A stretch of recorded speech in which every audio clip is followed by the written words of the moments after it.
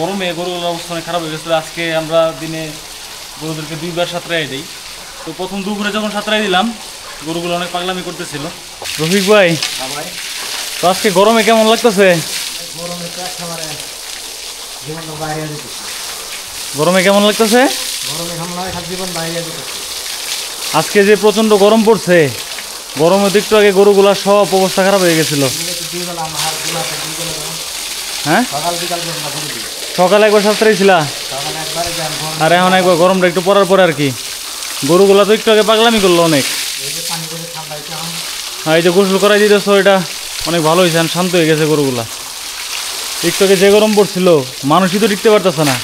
তো তোমার অবস্থা কেমন হয়েছিল বলো তো একটু, কেমন হয়েছিল তোমার অবস্থা?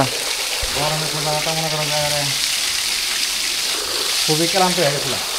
কতক্ষণ আগে দেখলাম যে গরুগুলো একদম মনে করা হারাই গেছে। গরমে খোলাটা মনে করা যায় অবস্থাটা খুব বড় হয়ে গেছে।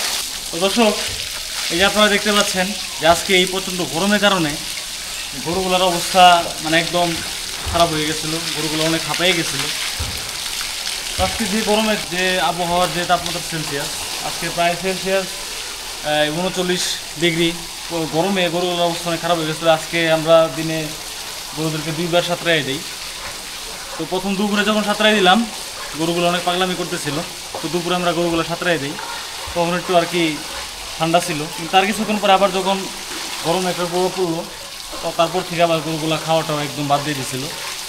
খাবার বেশি খানে কীভাবে খাবে? যে গরম পড়ছে মানুষও তো টিকতে পারতেছে না। এই গৃহপালিত পশুগুলা এগুলো কীভাবে টিকবে?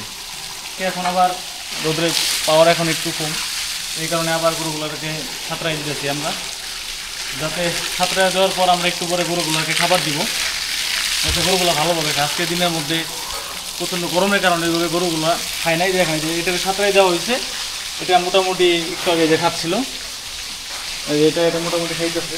তো একটু আগে এই যে আমাদের এই সিজন এটা খাওয়া একটু বন্ধ করে দিয়েছিল গরমের মধ্যে। তো ওর একটু পানি দিয়ে একটু সাঁতরানো হইল। তো এখন একটু আর কি মানে খাবার খাইতেছে, একটু গাবর কাটতেছে আর কি।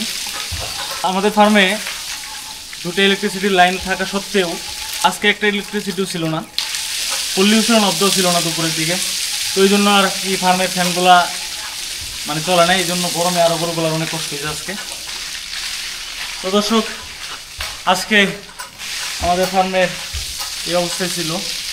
গরমের কারণে আবার ইলেকট্রিসিটি না থাকার কারণে খামারিদের অনেক প্রবলেমের মুখোমুখি হতে হয়। কারণ কারেন্ট না থাকলে এক অসুবিধা, গরুর জন্য অসুবিধা, খামারিরও অনেক টেনশন থাকে। তো এই হলো অবস্থা। তো যাক, আল্লাহ ভরসা, এখন গরুগুলো আর কি খাচ্ছে। তো দর্শক, আজকে এই পর্যন্তই। ভালো থাকবেন, সুস্থ থাকবেন, আল্লাহ হাফেজ।